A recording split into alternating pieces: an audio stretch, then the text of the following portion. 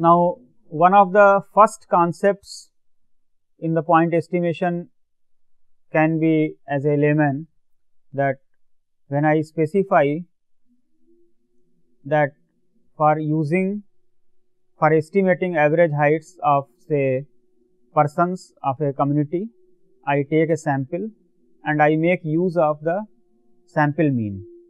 Then the question arises, is it all right to do that?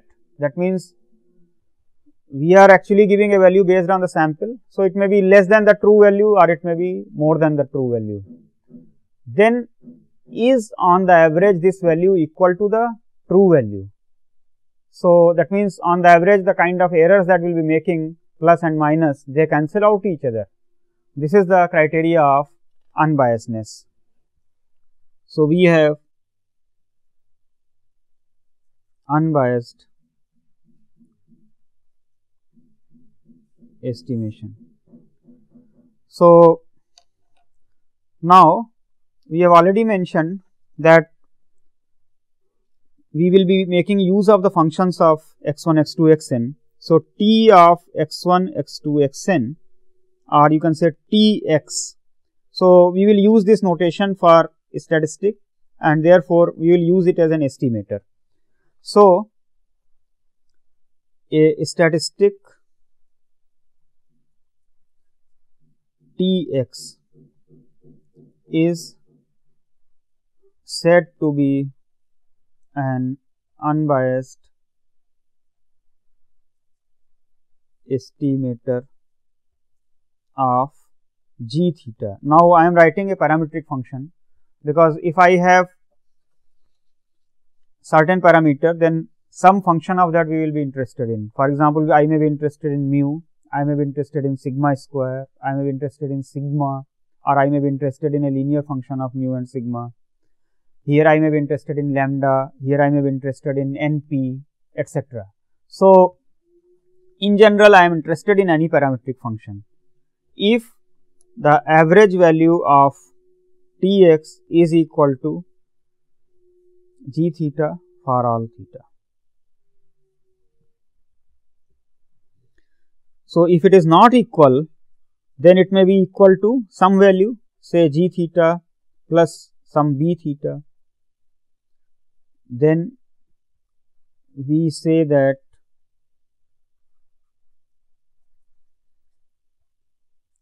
Tx is biased for g theta and b theta is called the bias of Tx. So, let us consider certain examples.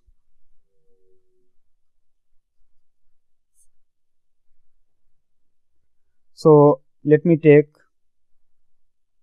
x follows binomial say NP. Here n is known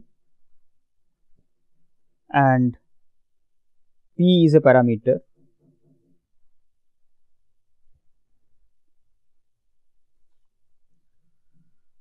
So, I may be interested to estimate p, because what is p? P is the probability of success or p is the proportion.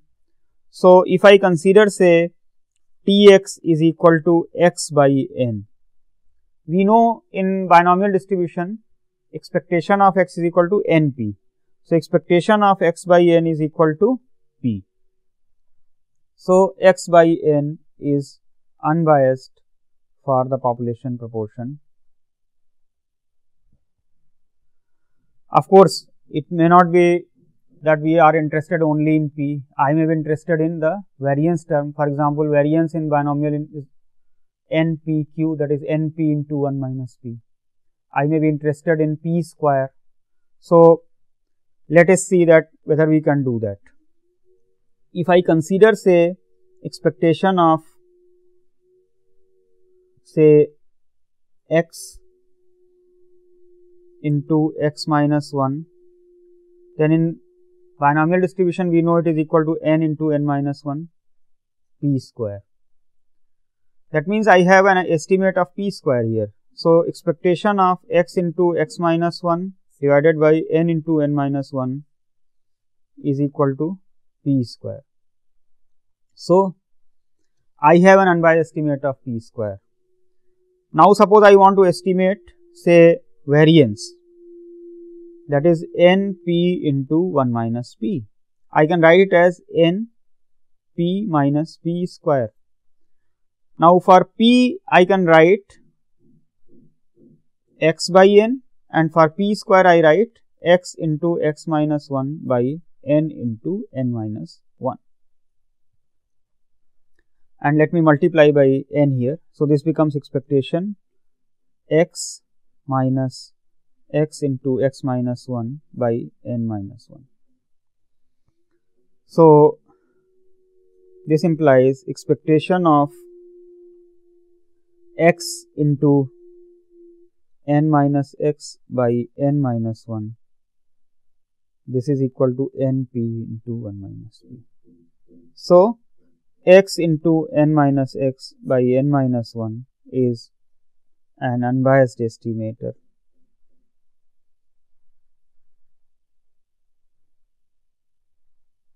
for variability, because in the population I may be interested in estimating the variability also. So, here we are able to derive an unbiased estimator for that. Let us take another problem.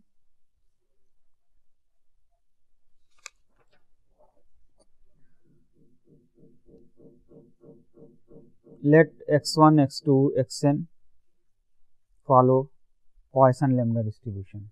So, here lambda is the parameter.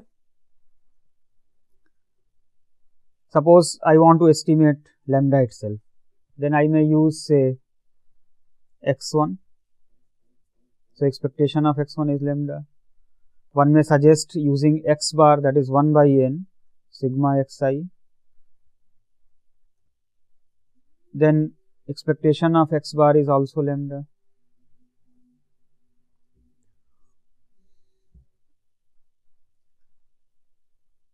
So, we can have several unbiased estimators for the same parameter. We may be interested to estimate say g lambda, that is equal to e to the power minus lambda. What is this term? It is actually the probability of observation being equal to 0. In Poisson case, this is important. For example, if we are looking at say arrival at certain service point of customers, then it is important to know the time or proportion of the time for which there will be no customer. So, the service company or the service provider can actually plan in such a way that for the time when there are no customers, the service personnel may not be employed, so that they can make some savings.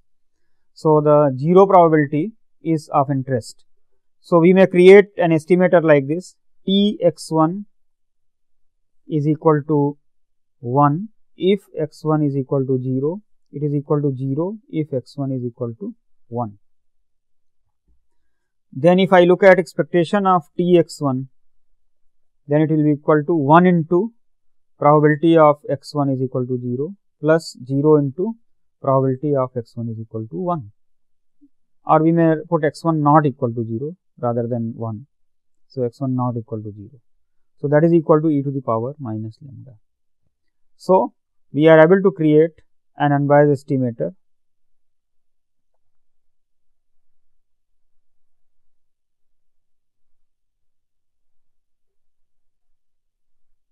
Of course, one may say that Tx2 or Txi in general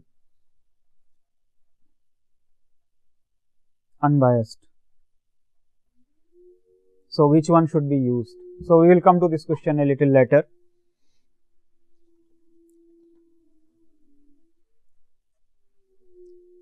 Let me take say x1, x2, xn, a random sample from say normal mu sigma square population. If I am interested to estimate mu, I may use say x bar. So, expectation of x bar is equal to mu. Now, we know here that variance is sigma square, and suppose I am interested to estimate that, then I may make use of say s square, that is 1 by n minus 1 sigma xi minus x bar whole square. I have already proved that n minus 1 s square by sigma square follows chi-square distribution on n minus 1 degrees of freedom. So, if I look at expectation of n minus 1 s square by sigma square, that is equal to n minus 1. This means expectation of s square is equal to sigma square. So, x bar and s square are unbiased estimators for mu and sigma square respectively.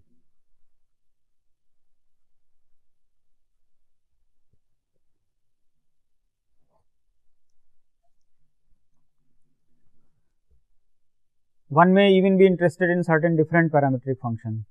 In this particular case, we may be interested say in mu square say. So, suppose my g theta, here theta is mu sigma square, and I am interested to estimate say mu square. Then I may consider something like this. You make use of the distributional properties. X bar follows normal mu sigma square by n. So, expectation of x bar square, that is equal to mu square plus sigma square by n. So, I can subtract the estimate of sigma square by n from here. So, mu square becomes expectation of x bar square minus s square by n. So, x bar square minus s square by n is unbiased for mu square.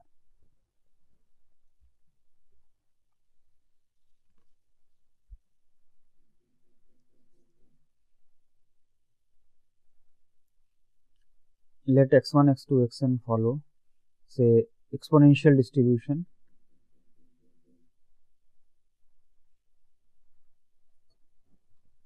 I may be interested to estimate the mean here. I may be interested to estimate say lambda here. So, if I am interested to estimate say mean, I may consider expectation of xi, that is equal to 1 by lambda. So, I may consider expectation of x1 plus x2 by 2, that is also 1 by lambda. Expectation of x bar is also lambda.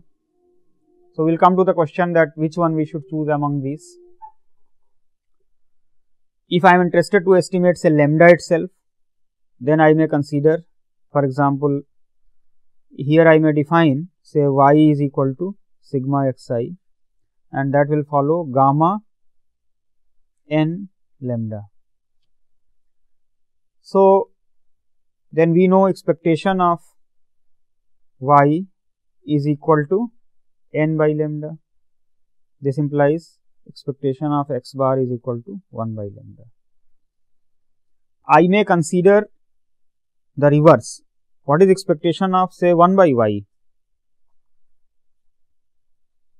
Then one can show that actually it is equal to n minus, it is equal to, so one may look at the distribution 1 by y. Now, this is gamma n lambda, so we can write it lambda to the power n by gamma n e to the power minus lambda y, y to the power n minus 1 dy, 0 to infinity, which is equal to gamma n minus 1 lambda to the power n by gamma n divided by lambda to the power n minus 1, that is equal to lambda by n minus 1. So, we get that expectation of n minus 1 by y is equal to lambda. So, n minus 1 by y is unbiased. Exponential distribution, you may remember that I had introduced this lambda as the arrival rate in the Poisson process, or I had introduced a term called instantaneous failure rate or the hazard rate. So, lambda was the hazard rate. So, if we want to estimate the hazard rate, we have an estimator for that here. So, this unbiased estimation can be done, and one can actually look for the desirable estimates which are unbiased. So, they satisfy the property that their average value is equal to the true value of the parameter. Statistically speaking, which is a very nice concept, because if we are repeating the process several times, then the errors which we make in the actual estimation are evened out in the long run.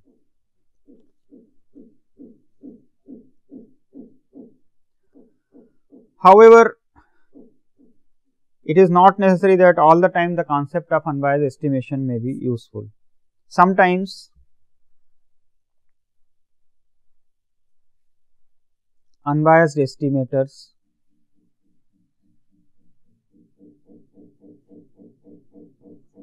may be absurd. Let me give an example. So, let x follow Poisson lambda. I am interested in the parametric function, say e to the power minus 3 lambda. Okay. Since lambda is positive, you can see that 0 less than e to the power minus 3 lambda is less than 1. Let me define Tx is equal to, say, minus 2 to the power x. So, what is expectation of Tx? It is equal to minus 2 to the power x e to the power minus lambda, lambda to the power x by x factorial, x equal to 0 to infinity. So, that is e to the power minus lambda minus 2 lambda to the power x by x factorial, that is equal to e to the power minus 2 lambda, that is equal to e to the power minus 3 lambda. So, minus 2 to the power x is unbiased for e to the power minus 3 lambda. But let us see, e to the power minus 3 lambda, as we have seen, it lies between 0 to 1. But what are the values of minus 2 to the power x? X can take values 0, 1, 2 and so on, because x is a Poisson random variable. So, it will take non-negative integral values. If I take x equal to 0, this is 1. If I take x equal to 1, I get minus 2. If I take x equal to 2, it is 4. If I take x equal to 3, it is minus 8, 16 and so on.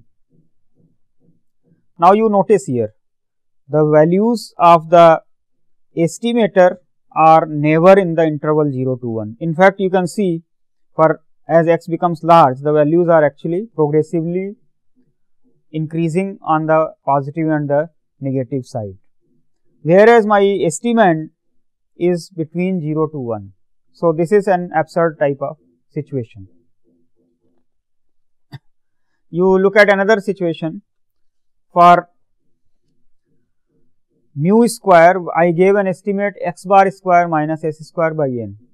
But there may be a situation where x bar is may be close to, say, 0 and s square may be a little larger value. In that case, this may become negative, whereas mu square is always positive. So, this may again give a absurd estimator.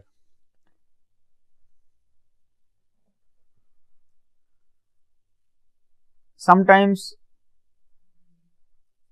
unbiased estimates do not exist.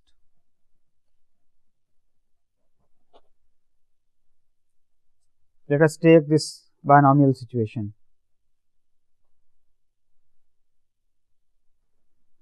And I may be interested to estimate, say, 1 by p, that is the reciprocal of the probability of success. I may be interested to estimate, say, p to the power n plus 1, or I may be interested to estimate, say, sine of p. Let us see. Let I say Tx be unbiased for G1p. Then expectation of Tx must be equal to 1 by p for all p in the interval 0 to 1. Now you see this. This left hand side term is equivalent to Tx ncx p to the power x 1 minus p to the power n minus x is equal to 1 by p for all p in the interval 0 to 1. Now left hand side, this is a polynomial of degree at most n in p, and this is not a polynomial term at all. Actually, it comes in the Laurent series. This is the reciprocal term. So this can never be equal to this, because this has to agree for all the points on an open interval. So this is not possible. Similarly, if I put say p to the power n plus 1 on the right hand side, again it is not possible, because left hand side is a polynomial of degree at most n, and on the right hand side you have a term of degree n plus 1. Similarly, sin p has an infinite expansion, so that can never be equal to this finite polynomial expansion. So in a given problem, it is not necessary that we will always be able to find an unbiased estimator.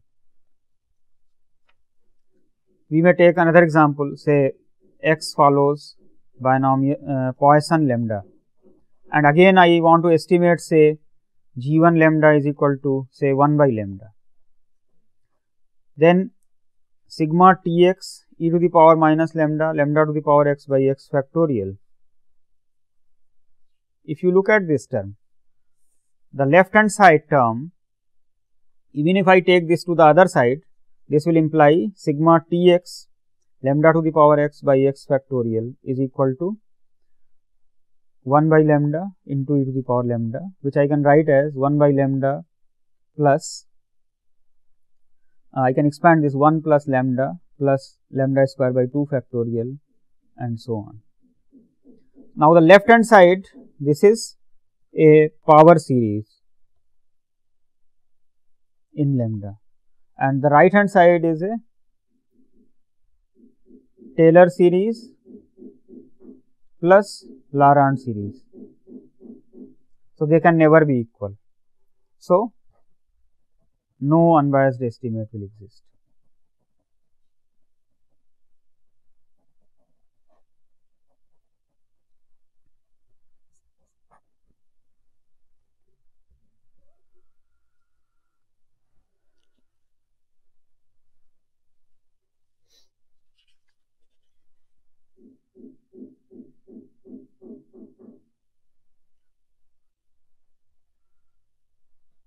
Now let me introduce another concept, that is called consistency.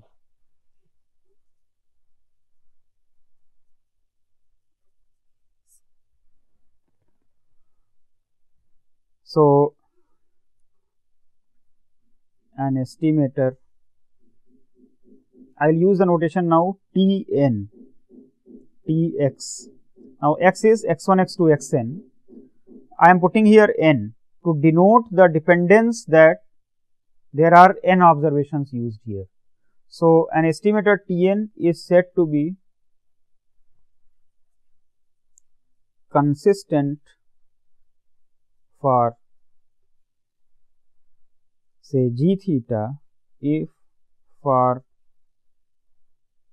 every epsilon greater than 0, probability that modulus Tn minus g theta is greater than epsilon goes to 0 as n tends to infinity.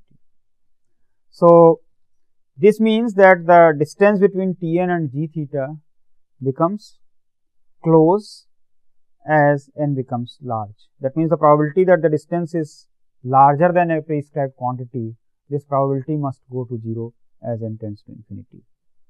In convergence concept, this is called Tn converges to g theta in probability. So this is the so called large sample property of the estimators, because what we are trying to say here is that in the long run the estimator and the estimand becomes close. So, in the unbiasedness we said that the errors, the positive errors and the negative errors cancel out each other. Here we say that in the long run the estimator and the estimand become close. So, let us see some example. Let me take say x1, x2, xn follow uniform 0 theta distribution. Now, I may be interested to estimate the parameter theta, which is the upper bound for the uniform distribution. So, let me take say xn, Tn is equal to xn. We know the distribution of xn. So, if I have to calculate probability of modulus xn minus theta greater than epsilon, then what is this probability equal to? If I am saving uniform 0 theta distribution, then each of the xi's lies between 0 to theta. So, this xn also lies between 0 to theta. So, this xn minus theta epsilon modulus value is actually theta minus xn. So, this is equal to probability that xn is less than theta minus epsilon. We have already worked out the distribution of this largest order statistic. It is theta minus epsilon by theta whole to the power n. If epsilon is a positive number, then theta minus epsilon by theta will be less than 1. So, this power n will go to 0 as n tends to infinity. So, Tn, that is equal to xn, is consistent for theta. Now, in general, proving the consistency may be slightly more difficult than the unbiasedness, in the sense that in proving consistency we need to look at the actual probability distribution and look at the probability of a certain event, whereas in the expectation you look at the full range. So, for certain distributions this may not be very convenient, and therefore, some sufficient conditions are helpful. We have the following result.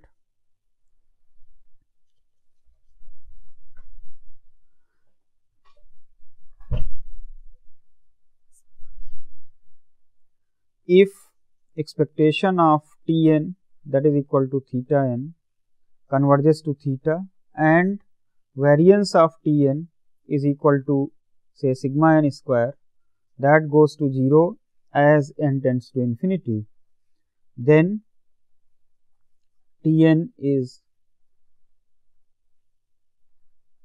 consistent for theta. Let us look at the proof of this. So, we can write this Tn minus theta as equal to Tn minus theta n plus theta n minus theta. So, it will be less than or equal to. So, if I look at probability of modulus Tn minus theta greater than epsilon, then this is less than or equal to probability of modulus Tn minus theta n.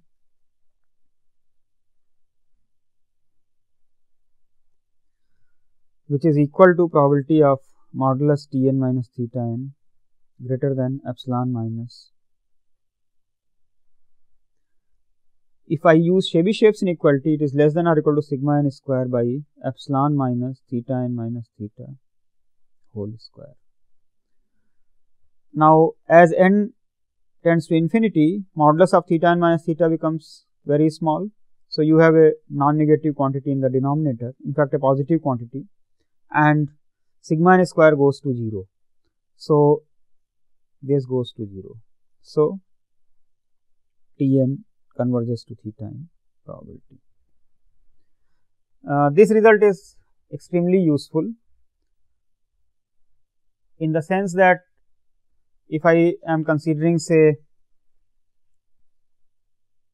let x1, x2, xn be IID random variables with say expectation of xi is equal to mu and variance xi is equal to sigma square. Then expectation of x bar is mu. What is variance of x bar? It is sigma square by n, which actually goes to 0 as n tends to infinity. So, x bar is consistent for mu. That means that if the mean and variance, that is the first two moments, are existing, then the sample mean is always consistent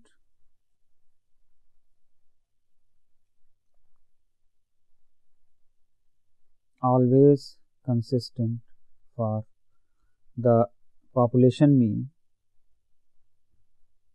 if the second moment exists.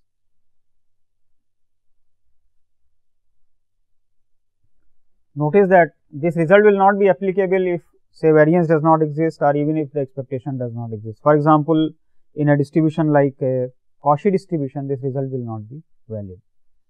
On the other hand, I can multiply by, say, if Tn is consistent,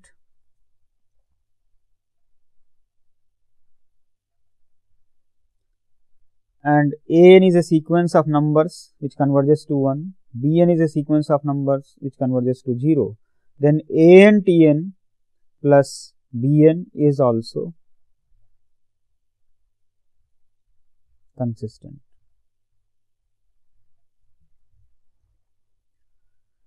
So, unlike unbiasedness, where any change in the value of the estimator will actually destroy the unbiasedness property, the consistency is a more, you can say, relaxed kind of property, that in the long run, if I modify my estimator little bit, it does not make any difference, because it will be simply that coefficient or the constant will actually converge to 1. So, in the long run, both the things become almost the same. Let me give an example here.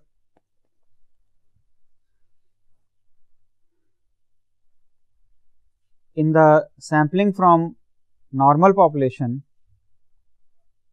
if I have considered, say, n minus 1 s square by sigma square, the distribution is chi square n minus 1.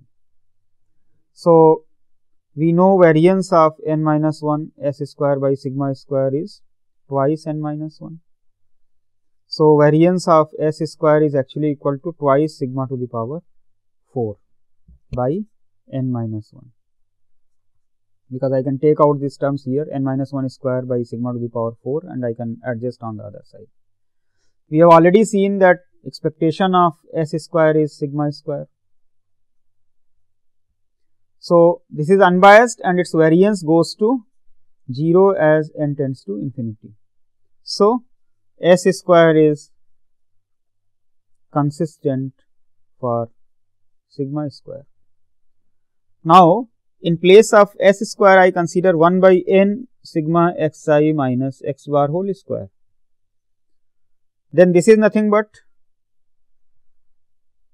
n minus 1 by n s square. Then this is also consistent for sigma square, because in the long run n minus 1 and n are the same. That means n minus 1 by n goes to 1.